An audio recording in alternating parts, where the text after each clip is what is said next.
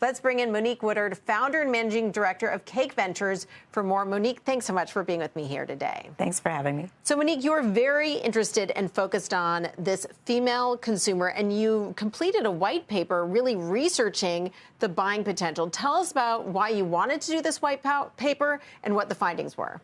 I did. I wrote a white paper called Finding Alpha, the $1 trillion female economy, and the goal was really to give the economic case for investing in companies where a female consumer is driving these companies to billion-dollar-plus outcomes.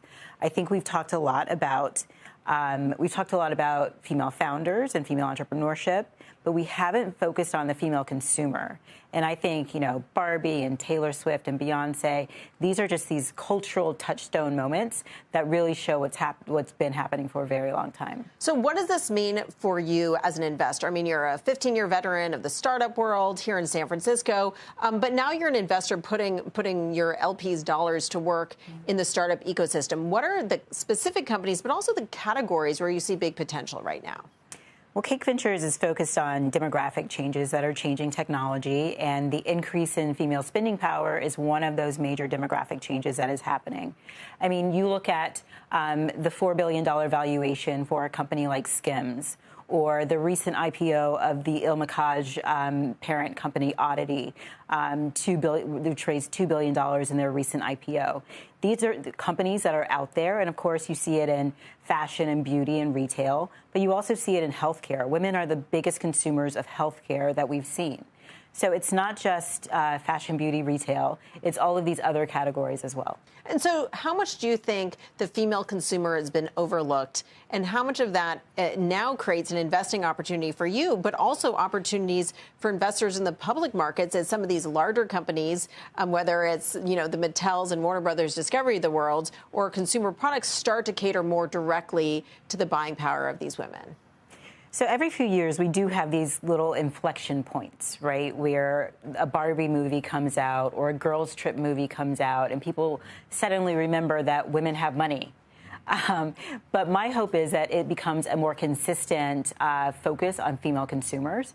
And I think that is really, honestly, the way to generate alpha returns in venture capital. So tell us a little bit about some of your other focuses. You mentioned demographic change. I think it's notable that it's not just about women. What are the other key demographic areas you're focused on?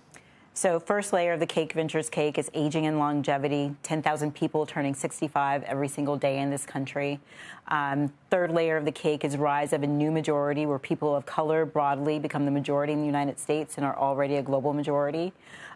Gen Z is also really interesting.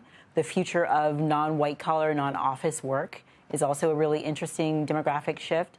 So, new technologies like AI and LLM are really important.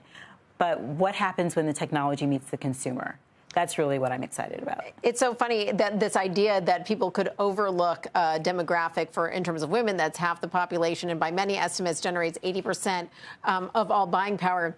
We just saw the headline that there were so many people at the Taylor Swift concert in Seattle that it actually registered as an earthquake of a 2.3 magnitude because there were so many people there and so much excitement for this female superstar.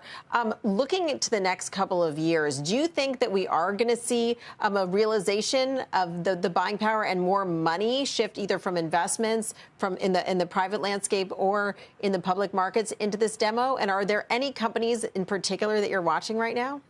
If investors are smart, yes, you will. I'm also okay with them continuing to be a little bit dumb. That gives me more opportunity. But I think, the areas where I'm really excited are things like the future of non-white collar work, women over-index in categories like healthcare jobs, retail jobs, service jobs, and what AI and LLM will do to those jobs, certainly improving them, potentially accelerating some areas of those. So many potential opportunities here with the demographic shifts. Monique Woodard, thank you so much for joining me here today. This has been a special episode of Tech Check.